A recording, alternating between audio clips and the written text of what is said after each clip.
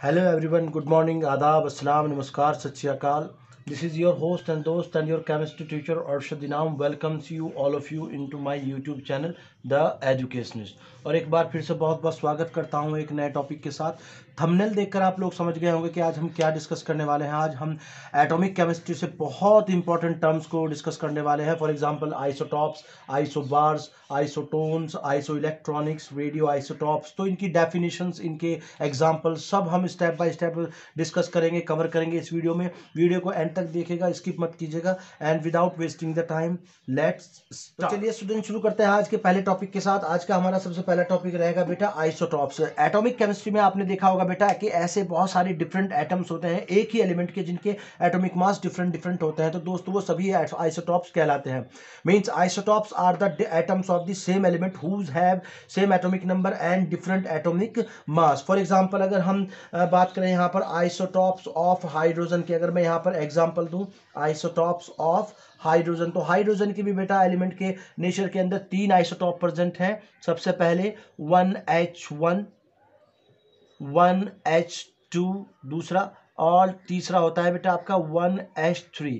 यानी कि इस पहले वाले आइसोटॉप को हम कहते हैं प्रोटियम, दूसरे वाले को कहेंगे ड्यूटीरियम, और तीसरे वाले को बेटा हम कहेंगे ट्राइटियम. तो तीनों के तीनों सेम एलिमेंट के हाइड्रोजन के एटम्स होते हैं, लेकिन आप जैसा कि देख पा रहे हैं इनके मास नंबर आपको डिफरेंट डिफरेंट नजर आएंगे. बेटा अगर हम इनके इलेक्ट्रॉन्स, प्रोटॉन्स और न्यूट्रॉन्स की बात करें तो तीनों के अंदर इलेक्ट्रॉन्स सेम होते हैं, प्रोटॉन्स भी सेम होते हैं, और आइसोटॉप्स के अंदर न्यूट्रॉन जो आपके होंगे बेटा वो डिफरेंट डिफरेंट होते हैं. फॉर एग्जांपल हम इसमें देख सकते हैं तीनों के तीनों स्पीशीज में एटॉमिक नंबर 1 है. इसका मतलब है कि भाई तीनों के अंदर एक इलेक्ट्रॉन है, एक ही प्रोटॉन है, बट 1-0, 2-1, 1, 3-1, 2. तो इनके अंदर 0, 1 एंड 2 आपके न्यूट्रॉन प्रेजेंट है. और इसके अलावा हम अगर बात करें हाइड्रोजन फर्स्ट आइसोटॉप्स यानी कि protium is the single element which doesn't have any neutron. तो इसके अंदर कोई भी न्यूट्रॉन बेटा नहीं होता है. So these are the isotopes. अगर मैं डिस्कस करूं आगे बेटा, सभी एलिमेंट्स के लगभग सभी एलिमेंट्स के कोई ना कहीं आपको 2 या 4 आइसोटॉप देखने को मिल जाएंगे. दूसरे एग्जांपल की अगर बात करूं, फॉर एग्जांपल मैं यहाँ पे कार्बन की बात करता हूं, तो कार्बन के भी 3 आइसोटॉप प्रेजेंट रहते हैं, कार्बन 12, कार्बन 13 एंड कार्बन 14. तो ये तीनों भी कार्बन के आइसोटॉप हैं. इसके अलावा अगर मैं बात करूं भाई, आपके क्लोरीन के भी 2 आइसोटॉप प्रेजेंट रहते हैं, क्लोरीन 35 एंड क्लोरीन 37. ऑक्सीजन की भी आपको आइसोटॉप यहां पर देखने को मिल जाएंगे 8, 16 एंड 8, 17. तो इस तरह से लगभग सभी एलिमेंट्स आइसोटॉपिक फॉर्म में प्रेजेंट रहते हैं. और मैंने आपको बता दिया है कि इन सभी आइसोटॉप्स में सिर्फ और सिर्फ न्यूट्रॉन्स बेटा आपके डिफरेंट होंगे. सिर्फ न्यूट्रॉन का डिफरेंस आएगा. इलेक्ट्रॉन्स और अगर प्रोटॉन की मैं बात करूं तो आइसोटॉप्स के अंदर ये हमेशा सेम रहते हैं.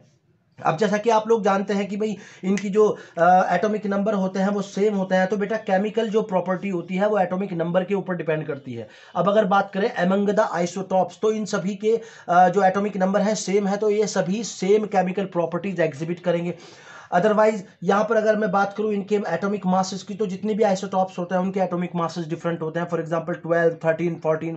क्लोरीन के केस में 35 है, 37 है, 16 and 17 in case of the oxygen. तो जो फिजिकल प्रॉपर्टीज होती है बेटा वो एटॉमिक मासेस के ऊपर डिपेंड करती है, तो इसलिए इनकी फिजिकल प्रॉपर्टीज डिफरेंट हो जाएंगी. आई रिपीट, मैं दोबारा से बताता हूं, due to the equalization of their atomic number इनकी केमिकल प्रॉपर्टीज सेम होंगी, और इनके एटॉमिक मासेस डिफरेंट डिफरेंट होने की वजह से इनकी जो फिजिकल प्रॉपर्टीज होगी डिफरेंट होगी. अगर मैं बात करूं यहां पर आइसोटॉप टर्म्स का, तो आइसो का मतलब हो जाएगा बेटा सेम, है ना, और टॉप्स का मतलब हो जाएगा पोजीशन. यानी कि मेंडलीव ने सभी जो आइसोटॉप्स होते हैं डिफरेंट डिफरेंट एलिमेंट के, उनको पीरियोडिक टेबल में बिल्कुल सेम पोजीशन पर रखा है.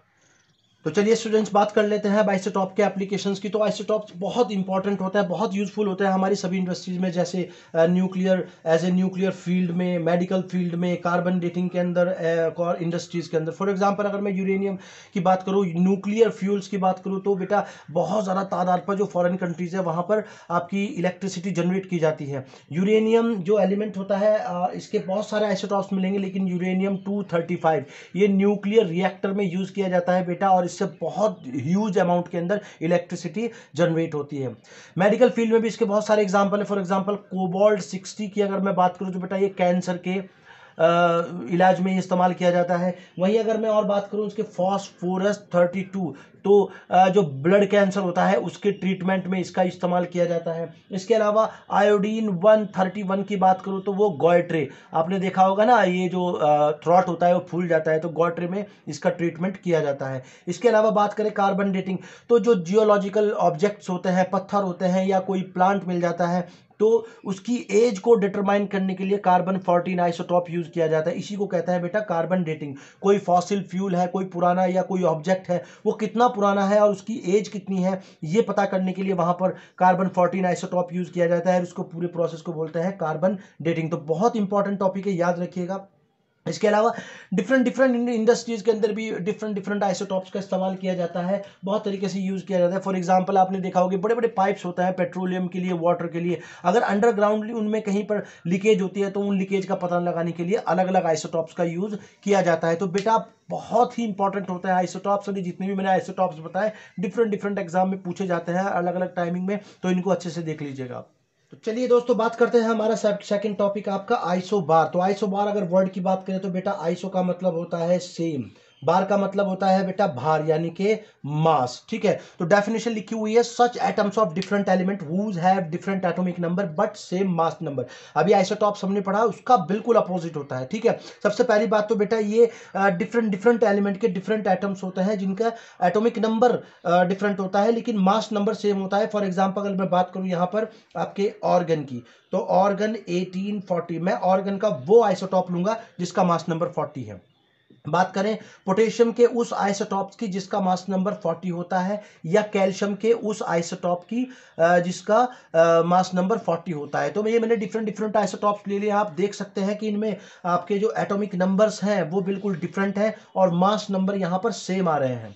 अभी मैंने आपको फिजिकल और केमिकल प्रॉपर्टीज के बारे में बताया था, तो डिस्कस कर लेते हैं आइसोबार के केस में। बेटा इनके जो एटॉमिक नंबर्स होते हैं वो डिफरेंट होते हैं, इसलिए इनकी जो केमिकल प्रॉपर्टीज होगी वो बिल्कुल डिफरेंट हो जाएगी, और मास नंबर इनके सभी के सेम है तो इनके सभी की फिजिकल प्रॉपर्टीज बिल्कुल आपकी सेम हो जाएगी, ठीक है। अब अगर इसकी प्रॉपर्टीज की बात करें तो बेटा ये अलग अलग आइसोटॉप्स होते हैं अलग अलग एलिमेंट्स के, और इनके अंदर इलेक्ट्रॉन्स, प्रोटॉन्स और न्यूट्रॉन्स सारे के सारे बेटा क्या होते हैं, डिफरेंट होते हैं। इनके कोई भी पार्टिकल्स, फंडामेंटल पार्टिकल सेम नहीं होते हैं। Now let's discuss third topic आपका आइसोटोन्स। आइसोटोन मींस आइसो का मतलब हमेशा की तरह सेम होता है, टॉन्स का मतलब आ जाएगा यहां पर बेटा न्यूट्रॉन्स। तो आप समझ ही गए होंगे। तो such atoms of different element whose have different atomic and mass number but same number of neutrons, ऐसे एटम्स डिफरेंट डिफरेंट एलिमेंट्स के जिनके एटॉमिक और मास नंबर तो बिल्कुल डिफरेंट होंगे लेकिन उनके अंदर नंबर ऑफ न्यूट्रॉन आपके बिल्कुल सेम हो जाएंगे। फॉर एग्जांपल कार्बन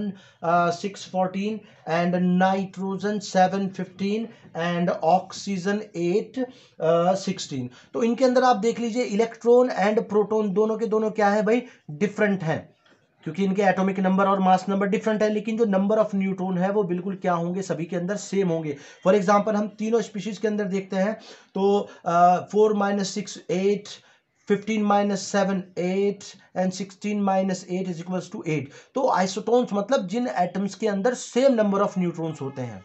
चलिए आगे बढ़ते हैं, देखते हैं हमारा फोर्थ टॉपिक आइसो इलेक्ट्रॉनिक्स। आप नाम से समझ गए होंगे, आइसो मीन्स होता है भाई सेम, इलेक्ट्रॉनिक मीन्स होता है आपका इलेक्ट्रॉन्स। तो ऐसे स्पीशीज, अब स्पीशीज कहने का यहाँ पर मेरा मतलब ये है कि भाई वो एटम भी हो सकता है और आयन भी हो सकता है। The species containing the same number of electrons are called iso electronics. For example मैं एग्जाम्पल अगर आपके सामने रखूँ, oxygen 2 negative, fluorine negative, neon, sodium positive, magnesium 2 positive and aluminium 3 positive. इन सभी के आपके एटॉमिक नंबर और मास नंबर का हमें कोई लेना देना नहीं है, सभी के डिफरेंट ही होंगे, लेकिन डिफरेंट ही होते हैं, लेकिन हमें यहाँ पर क्या देखना है, नंबर ऑफ इलेक्ट्रॉन देखना है। फॉर एग्जांपल यहाँ पर ऑक्सीजन के पास 10 इलेक्ट्रॉन है, फ्लोराइड आयन के पास 10 है, यहाँ पर भी 10 होते हैं, यहाँ पर सोडियम के पास 11 होते हैं, एक डोनेट कर दिया तो आपके 10 हो जाएंगे। मैग्नीशियम ने 2 डोनेट किए 10 हो गए। एल्यूमिनियम के पास 13 इलेक्ट्रॉन्स होते हैं, इसने 3+ का मतलब है कि भाई इसने 3 इलेक्ट्रॉन डोनेट कर दिया है, तो सभी के पास आपको क्या पास है,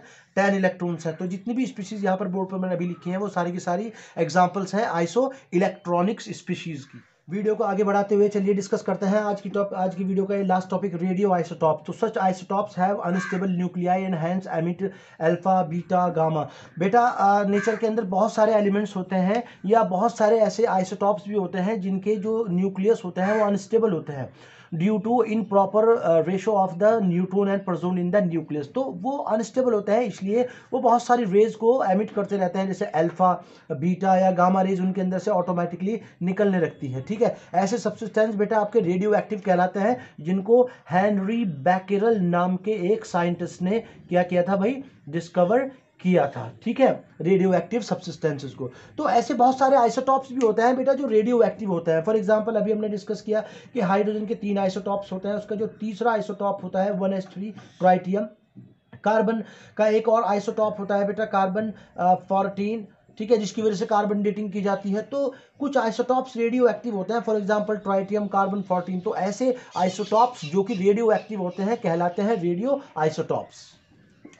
सो बेटा आज हमने डिस्कस किए भाई आपके 5 topic, isotopes, isobar, isotones, isoelectronics, radio isotopes. इन सभी 5 टॉपिक की डेफिनेशंस, इनके एग्जांपल्स, उनके एप्लीकेशंस और जो भी आसपास की जुड़ी हुई चीज़ें हैं, मैंने सारी चीज़ें आप लोगों के सामने डिस्कस कर दी हैं। उम्मीद करता हूँ आप लोगों को समझ में आया होगा। If you found a value in this video तो like this video, share this video, और फ्यूचर में इसी तरह की इंटरेस्टिंग वीडियोज़ के नोटिफिकेशन पाने के लिए मेरा चैनल सब्सक्राइब करें और also press the hit button. Now this is your host and दोस्त and your chemistry teacher Arshad Inam taking signing off. Thank you and have a nice day. Bye bye.